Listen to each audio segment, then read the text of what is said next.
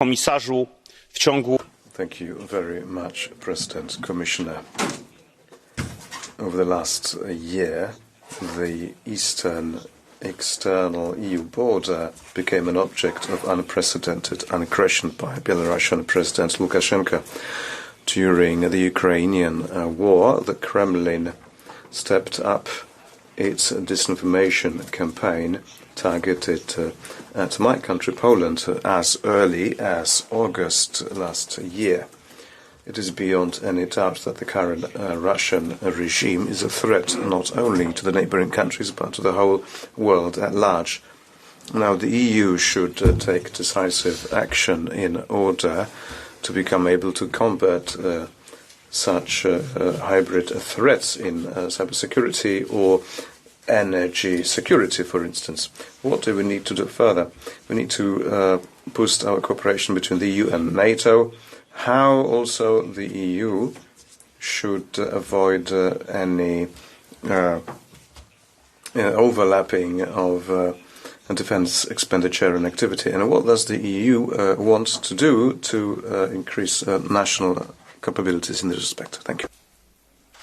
Thank you, Mr. Bielan, for reminding me of this particularly painful experience that we have witnessed 3 times in the current Commission of the weaponization of human suffering and migration by authoritarian leaders who use the pain of people to hurt the European Union.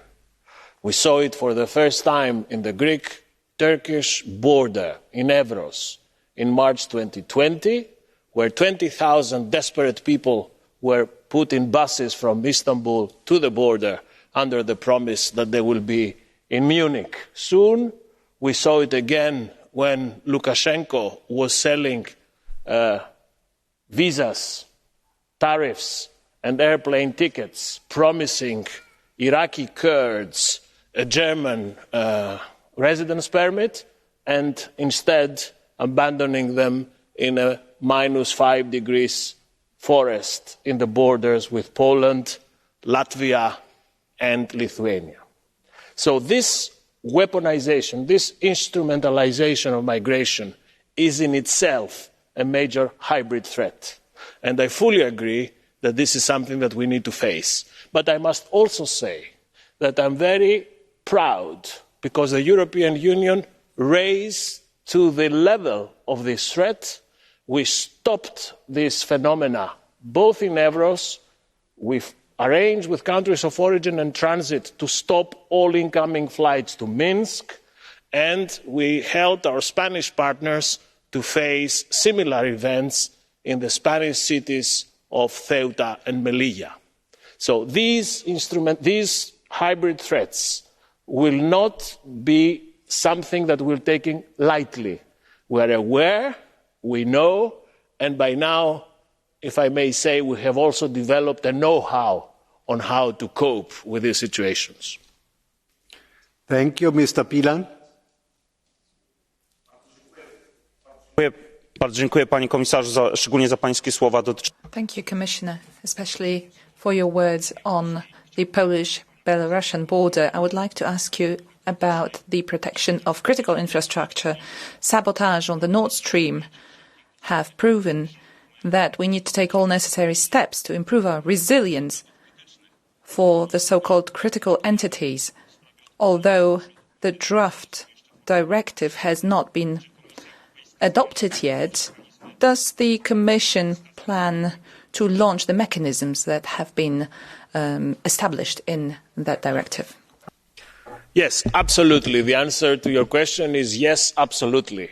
Precisely this Council recommendation that the College of Commissioners has adopted an hour ago is precisely meant to front-load the regulatory provisions of the directive now that we are facing this incident so that we can cope as of now before these texts are published in the official journal. And let me again, I think I will not repeat everything I said on the essence of this protection, but I would concentrate on 3 important elements that can be very, very helpful.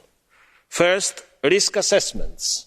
We need to be able to have comprehensive risk assessments on the type of threats, on the origin of threats, and the likelihood of threats. Two, we need, I was telling President López Aguilar earlier, we need blueprints, playbooks for response.